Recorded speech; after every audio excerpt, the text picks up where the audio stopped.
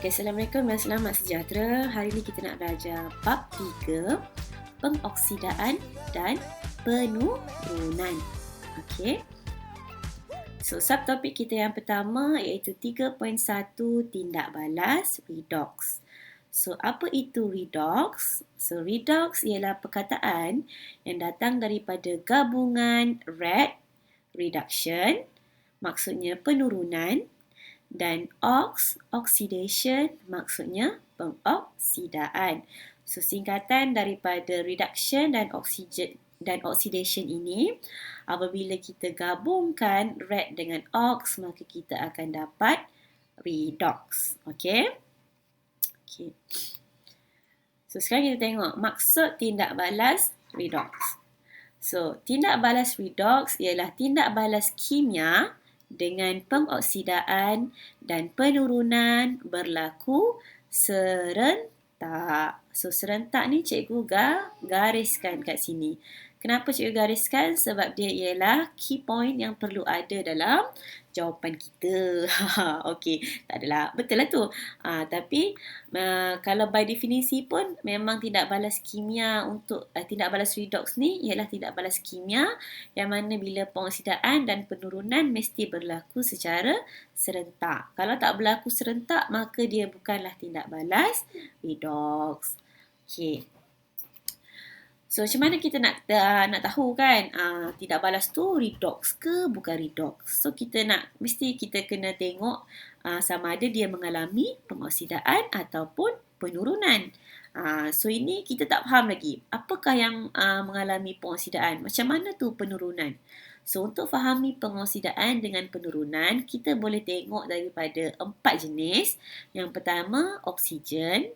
Yang kedua, hidrogen. Yang ketiga, elektron. Dan yang keempat, nombor pengoksidaan. Okey. So, untuk keempat-empat ni, kita akan tengok pada bahan tindak balas. Okey. So, hanya bahan tindak balas sahaja yang mengalami pengoksidaan dan juga penurunan. Okey. So, contohnya, bahan tindak balas yang berlakunya penambahan oksigen akan mengalami pengoksidaan. Manakala, bahan tindak balas yang kehilangan oksigen, dia mengalami penurunan. So, kalau kita tengok contoh yang kedua, jenis yang kedua, kalau bahan itu kehilangan hidrogen, kita akan cakap dia mengalami pengoksidaan. Manakala kalau bahan tindak balas itu berlakunya penambahan hidrogen, dia akan mengalami penurunan. Okey. So, itu yang kedua. Dan yang ketiga, kalau bahan tindak balas itu melepaskan elektron, so itu mengalami pengoksidaan.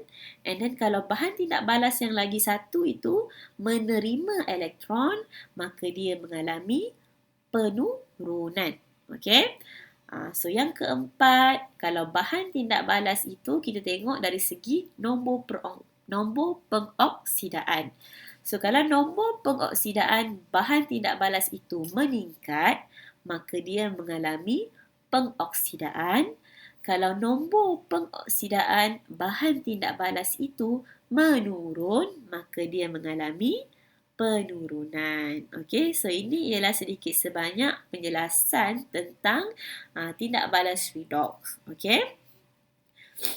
So, selain daripada itu, kita kena faham juga bahan-bahan tindak balas tadi, selain mengalami kedua-dua keadaan tadi yang mana dia mengalami pengoksidaan dan juga penurunan, kita juga boleh kelaskan bahan-bahan tersebut kepada dua jenis ejen. So, ejen yang pertama ialah ejen pengoksidaan.